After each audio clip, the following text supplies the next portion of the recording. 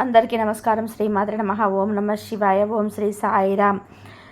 రేపు గురువారం రోజున సింహరాశి వారికి తెలిస్తే ఆశ్చర్యపోతారు. సింహరాశి ఇంట్లో జరిగేది ఇదే. అయితే రాత్రి సమయంలో సింహరాశి వారి ఇంట్లో ఏం జరుగుతుంది? మే 8వ తారీఖు సింహరాశి వారికి గురువారం రోజున ఎలాంటి గోచార ఫలితాలు ఉన్నటువంటి పూర్తి అంశాలను ఈ వీడియోలో మనం తెలుసుకుందాం. వీడియోని ఎక్కడ కూడా స్కిప్ చేయకుండా చివరి వరకు చూడండి. అప్పుడే మేమేం చెప్తున్నామో మీకు పూర్తిగా అర్థమవుతుంది. ఇక వీడియోలోకి వెళ్తే కనుక సింహరాశి అనేది రాశి చక్రంలోని 5వ రాశి. మక 1, 2, 3, 4 పాదాలు, ఉబ్బ 1, 2, 3, 4 పాదాలు, ఉత్తర 1వ పాదంలో జన్మించిన వ్యక్తులని సింహరాశిగా పరిగణిస్తూ ఉంటారు. ఈ రాశాధిపతి వచ్చేసి సూర్యుడు.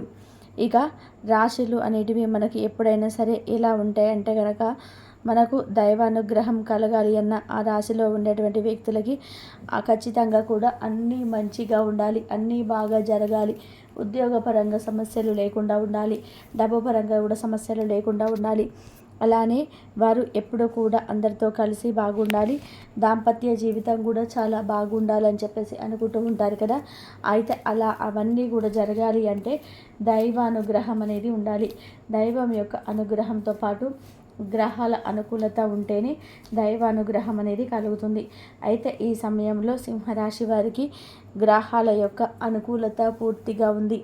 ఒక రాశి నుండి ఇంకొక రాశికి గ్రహాలు అనేటివి మార్పు చెందిన సమయంలో నక్షత్ర బలం పెరిగి అక్కడ ఒక అద్భుతమైనటువంటి యోగం అయితే ఏర్పడుతుంది. ఎప్పుడు మంచి యోగమే, శుభయోగమే ఏర్పడుతుందా అంటే కాకపోవచ్చు. ఎందుకంటే ఒక్కొక్కసారి అశుభయోగం కూడా ఏర్పడుతుంది, అలానే ఒక్కొక్కసారి శుభయోగం ఏర్పడుతుంది. అయితే వీరికి కొంత అంటే ముందు రోజులలో కూడా బాగుంటుంది. ప్రస్తుతం అయితే కొంతమంది సింహరాశి వారు కొన్ని రకాల సమస్యలను ఇక ఈ యొక్క రాశి వారికి ఏ సమయంలో గ్రహాలు అనుకూలించి ఉన్నాయి అంటే కొంతమందికి మాత్రం కొంత అవమానం ఏర్పడే అవకాశం ఉంది. అంటే మీరు పనిచేసే దగ్గర మీరు చేస్తున్నటువంటి పని విషయంలో ఏదైనా చిన్న సమస్యలు వచ్చే అవకాశం అయితే ఉంది. అలానే కొంతమందికి ఆర్థికంగా కూడా సమస్యలు ఉన్నాయని చెప్పుకోవచ్చు. ముఖ్యంగా గృహిణీలు, సింహరాశిలో జన్మించినటువంటి గృహిణీలు ఎవరైతే ఉన్నారో వారు ఈ సమయంలో ఇంట్లో పని వల్ల, పని ఒత్తిడి, పని భారం వలన చాలా చికాకుగా గడిచిపోతూ ఉంటుంది. అసలు వారు ఏం చేస్తున్నారో కూడా అర్థం కాకుండా ఉంటారు. పరధ్యాసలో ఎక్కువగా ఉంటారు, పరధ్యానంలో ఉంటారు. అంటే వారికి ఏదేదో ఆలోచన వస్తూ ఉంటుంది. అంటే ఫ్యూచర్ ఎలాగా, అసలు ఏదో ఒక చిన్న సమస్య ఎందుకు సమస్య వచ్చింది అన్నటువంటి ఆలోచనతోనే ఉండిపోతూ ఉంటారు. అలా సింహరాశి వారు జన్మించినటువంటి స్త్రీలకి మాత్రం ఈ విధానంగా ఉంటుందని గుర్తుపెట్టుకోండి. ఈ రాశిలో జన్మించినటువంటి స్త్రీలు ఎవరైతే ఉన్నారో వారు కాస్త అంటే మీ మనసుని కుదుట పరుచుకోండి. అలానే ఎన్ని సమస్యలు ఎదురైనా అవి ఈరోజు నుండి రేపు వెళ్ళిపోయేటివి. వాటి గురించి ఆలోచించి మీ ఆరోగ్యాన్ని ఎక్కువగా దెబ్బ తీసుకునే ప్రయత్నం చేయవద్దు. మీ ఆరోగ్యం అనేది పాడైపోతుంది కనుక ఎక్కువగా ఆలోచించకుండా మీ యొక్క పనిని మీరు చేస్తూ ముందుకు సాగిపోండి. ఆహ్లాదకరమైనటువంటి వాతావరణం కూడా గడపడానికి ప్రయత్నం చేయండి. అయితే కుటుంబ విషయంలో కూడా పిల్లల విషయంలో కాస్త చిరాగ్గా అలసిపోయి ఉంటారు. అలానే ఎక్కువగా అలసట కూడా ఈ సమయంలో మీకు వస్తూ ఉంటుందని చెప్పుకోవచ్చు. ఎందుకు అంటే చాలా పనిని చేసి అలసిపోవడం వలన మీకు పని ఒత్తిడి, పని భారం వలన చికాకు అనేది లభిస్తుంది. అంటే చికాకు వస్తుందని చెప్పుకోవచ్చు. అయితే ఆర్థికంగా కూడా మునుపటి కంటే కూడా ఈ సమయంలో కొద్దిగా డౌన్ అయిపోయే అవకాశం అయితే ఉంది.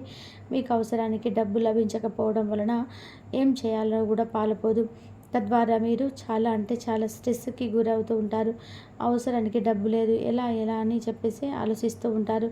అలాంటి వ్యక్తులు ఇష్టదైవ ఆరాధన ఖచ్చితంగా మేలు జరుగుతుంది.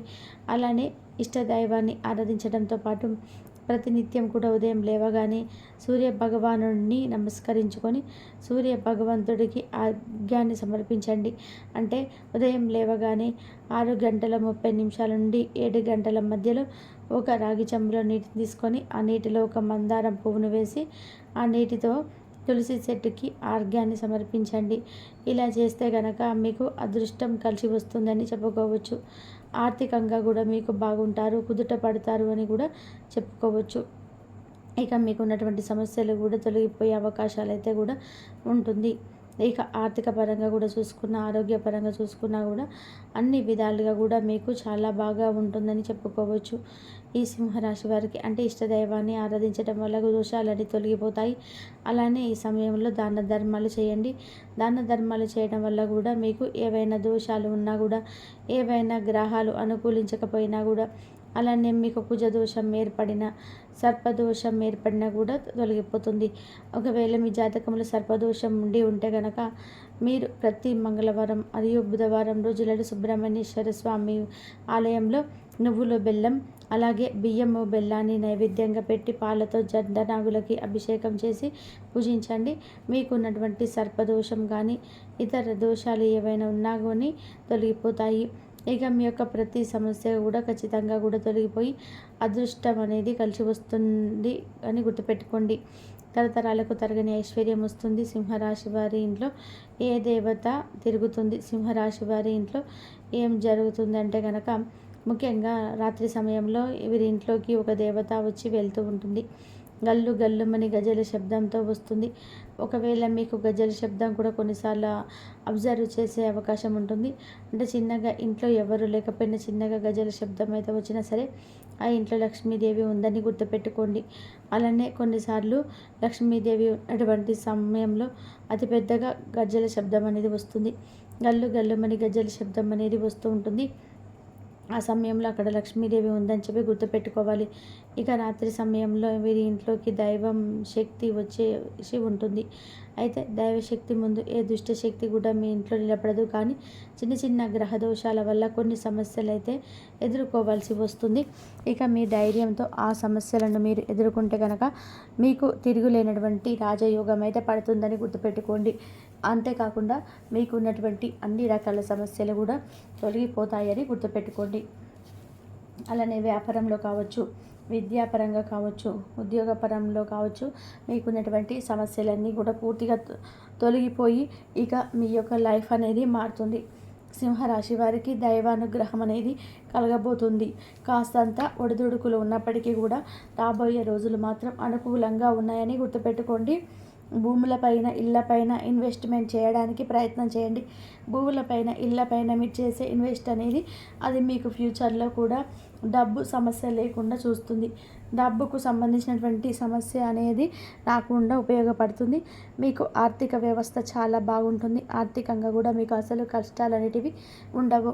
కనుక సింహరాశి వారు ఏది చేసినా కూడా ఫ్యూచర్ ప్లానింగ్స్ కోసం చేయండి. అంటే ఫ్యూచర్ కోసం చేయండి. అప్పుడు మీకు ఖచ్చితంగా కూడా చాలా బాగుంటుందని చెప్పుకోవచ్చు. ఫ్యూచర్లో మీరు ఎంతో మంచి స్థాయిలో ఉంటారు. ఎవరిని కూడా చేయి చాపి డబ్బులు అడగాల్సిన అవసరం అయితే ఉండదు.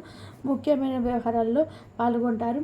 కొన్ని కోర్టుకు సంబంధించిన సమస్యలు అయితే కోర్టు కేసులో ఉన్నటువంటి మీదే పై చేయిగా నిలుస్తుంది. ఆస్తి ఏదైనా మీకు రావాల్సి వచ్చిన ఆస్తి కానీ డబ్బులు కానీ ఉంటే అవి ఈ సమయంలో తప్పకుండా మీ చేతికి వచ్చి తీరుతాయి. ఉండి బకాయిలు అయితే ఏమైనా ఉంటే కూడా అవి మీ చేతికి కూడా వస్తాయి. విద్యార్థులు అనుకున్న విధానంగా ఉత్తీర్ణతను పొందుతారు. పట్టుదల అధికంగా ఉంటుంది. మీ పట్టుదలతో ఈ సమయంలో ఉద్యోగాన్ని కూడా మీరు తెచ్చుకుంటారు. మీ యొక్క సొంత తెలివితేటలు, పట్టుదల, కసితో మీరు ఉద్యోగాన్ని కూడా తెచ్చుకునే అవకాశం అయితే కనిపిస్తుంది. అయితే సింహరాశి వారు ప్రతినిత్యం కూడా ఉత్తరం దిక్కున మట్టి ప్రమిదలో దీపం వెలిగించండి. ఇలా వెలిగించడం వలన మీ ఇంట్లో లక్ష్మీదేవి స్థిరంగా నివసిస్తుంది. ఈ విధంగా ఎవరైతే సింహరాశి వారు చేస్తారో వారికి అదృష్ట యోగం విపరీతంగా ఉంటుందని గుర్తుపెట్టుకోండి. ఇక అలాగే సింహరాశి వారు నమ్మకంతో ఉండాలి.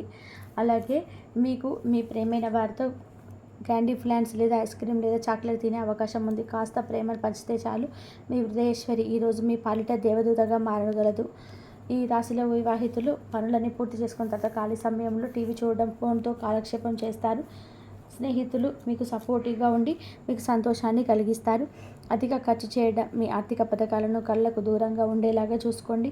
దగ్గరి బంధువులు మిమ్మల్ని మరింత శ్రద్ధ కనబరచమని కోరవచ్చును. అయినా అది మీకు సహాయకరం, ఉపయోగకరమే కాగలదు. ప్రేమ విషయంలో బానిసలాగా ఉండకండి. ఈ రాశికి చెందిన వారు కార్యాలయంలో ఇతర విషయంలో కల్పించుకోకుండా ఉండడం మంచిది. లేనిచో మీ యొక్క ఇమేజ్ దెబ్బతినే ప్రమాదం ఉన్నది. మీరు ఈరోజు మొత్తం మీ రూమ్లో కూర్చొని పుస్తకం చదవడానికి ఇష్టపడతారు. తప్పుడు సమాచారం ఈరోజు కాస్త సమస్యకు దారి తీయవచ్చు, కానీ కూర్చొని మాట్లాడుకోవడం ద్వారా సమస్య మీరు పరిష్కరించుకుంటారు. మీ అంతరాయం కలిగించే భావోద్వేగాలను ఇంతవరకు చూసినందుకు ధన్యవాదాలు.